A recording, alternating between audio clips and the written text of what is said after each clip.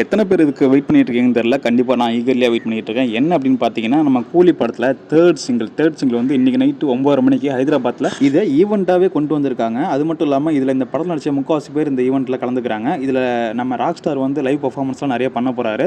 அந்த டைமில் தான் இந்த பாட்டுமே தேர்ட் சிங்கிள் வந்து லான்ச் பண்ண போகிறாங்க. இது மட்டும் இல்லாமல் இந்த சிங்கிள் நேம் வந்து பவர் ஹவுஸ். இந்த பாட்டு இன்றைக்கி தான் ரிலீஸ் ஆகுமா ஆகாதா அப்படிங்கிறது தெரியறதுக்கு முன்னாடி இந்த பாட்டோட நேம் நமக்கு எல்லாருக்குமே தெரியும். அதுக்காக தான் இந்த பாட்டுக்கும் சரி இந்த தேர்ட் சிங்கிளுக்கு ரொம்ப வெயிட் பண்ணிட்டு இருக்கேன். பார்ப்போம் எப்படி வருதுன்ட்டு. ஏன்னா இது ஒரு வைபான ஒரு பாட்டாக இருக்குன்னு சொல்லியிருக்காங்க. அடுத்து welcome to the great Kirikalan show மாதிரி இந்த AK-65 யார் தான் பண்ண போகிறாங்கன்ட்டு ஆவலாக எதிர்பார்த்துருந்து 2 வருஷத்துக்கு முன்னாடி இந்த ரூமர்லாம் அதிகமாக பரவிட்டு இருந்தது தான் பிரசாந்த் நீல். ஆனால் இப்போ என்ன சொல்லியிருக்காங்கன்னா, பிரசாந்த் நீல் இந்த படத்தை டைரக்ட் பண்ண போதில் கார்த்திக் சுப்ராஜ் தான் பண்ண போகிறாரு. இன்னும் அஃபிஷியலாக கன்ஃபார்ம் பண்ணலை. பட் இதுதான் வந்து நடக்க போகுது அப்படின்ட்டு இப்போ ரீசெண்டாக வந்து இப்போ சோஷியல் மீடியாவில் இதுதான் ரொம்ப வைரலாக போயிட்டுருக்கு. பட் யார் பண்ணாலுமே ஓகே தான். பிரசாந்த் நீலாக இருந்தாலுமே நமக்கு ஓகே தான். கார்த்திக் சுப்ராஜா இருந்தாலுமே நமக்கு எப்போதும் ஓகே தான். அப்புறம் இந்த தலைவன் தலைவி படத்தோட ட்ரைலர் மேக்ஸிமம் எல்லாருமே பார்த்துருப்பீங்க. ட்ரைலரில் வந்து மேக்ஸிமம் இந்த ஆக்ஷன் போர்ஷனே காமிக்கல. 2 செகண்ட் 3 செகண்ட் தான் வர மாதிரி காமிச்சாங்க. மேக்ஸிமம் காமெடி என்டர்டைனர் தான் எடுத்திருந்தாங்க.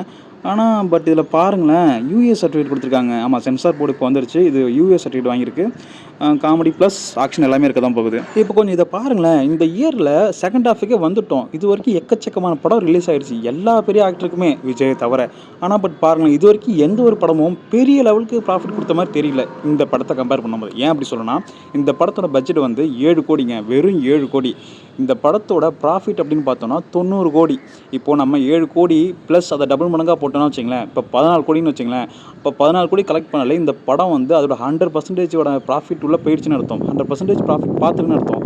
இதுவே 90 கோடிங்கும்போது 1200% அந்த மாதிரி அதை நோக்கி போயிட்டுருக்கு. இந்த இயரில் வந்து இப்போதைக்கு இதுதான் ஹை ப்ராஃபிட் ஃபிலிமாக இருக்குது. உங்களுக்கு ஏதாச்சும் தெரிஞ்சுன்னா கமெண்ட்டில் சொல்லிட்டு போங்க.